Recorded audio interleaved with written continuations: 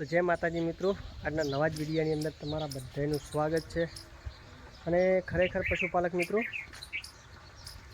ઘણા પશુપાલન મિત્રો એમ કહેતા હોય છે કે ભાઈ જ્યારે પશુપાલકને ક્યારે તકલીફ પડતી હોય છે। જો હું તમને દેખાડવાનો છું આજ ખરેખર પશુ રાખતા હોય છે, ઝાઝા પશુ રાખતા હોય ત્યારે પશુ રાખવા માટે તકલીફ ક્યારે પડતી હોય છે કે જે માણસ પાસે જ્યારે જે સમજી લો કે પશુ ઝાઝા છે અને દવા જે હાલ દવા ઓછા દેતા હોય ને ત્યારે તકલીફ એમાં પડતી હોય છે કે ખાસ કરીને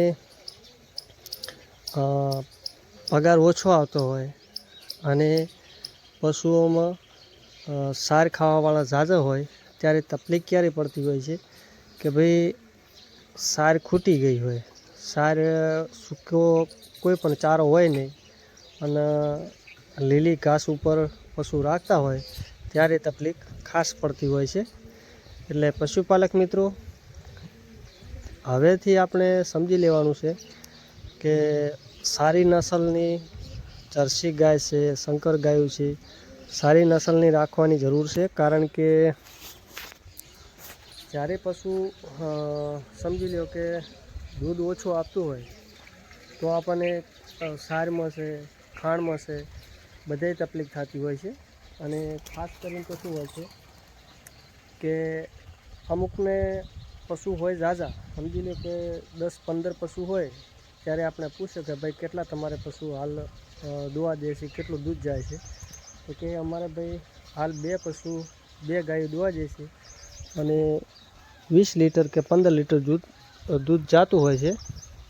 તો હવે સમજી લો કે આમાં ખાવાવાળા ઝાઝા હોય અને દૂધ ઓછું જતું હોય તો પૂરું નથી થતું અત્યારે। કારણ કે અત્યારે જે સૂકી ચાર છે અને એ અત્યારે બધી ભાવમાં થઈ ગઈ ટાઈટ, કારણ કે બધાય પાસે અત્યારે પશુ થઈ ગયા ઝાઝા, એટલે સાર ખાસ કરીને કોઈ દેવા માગતું નથી।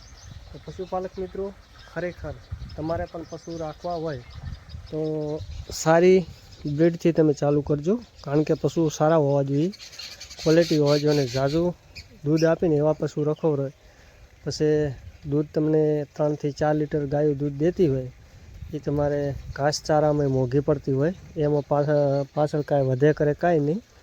તો પશુપાલક મિત્રો, ખરેખર સારી ક્વોલિટી એટલે તમે 10-12 લીટરવાળી કોઈ પણ ગાય તમે રાખો ને તો એમાં તમને મોંઘું પડતું ન હોય। અને પછી પશુમાં કેવું હોય કે 5-6-7 લીટરવાળી ગાય હોય ત્યારે તમારી પાસે સૂકી સારનો સ્ટોક હોય ને આપણે હવે પૂરી થઈ જવાય છે, પાછું હવે આપણે 1-2 ટ્રોલી લાવવી પડશે। અને બીજી વસ્તુ એમ છે કે આપણી પાસે જો તમને દેખાતું છે વાડી છે, એની અંદર હવે આ રાયડાનું વાવેતર છે, નીચે બટાકાનું છે, તો આપણે પાછું ફેર આનું જે થોડા ઘણું ભૂસું નીકળશે, આ સાર એટલે ફોતરી નીકળશે એટલે આપણે મિક્સ કરી દઈશું। અને અમુકને શું હોય છે કે બધુંય ભાઈ બહારથી વેચાતું જ લાવવાનું હોય છે, એમાં પૂરું થતું નથી।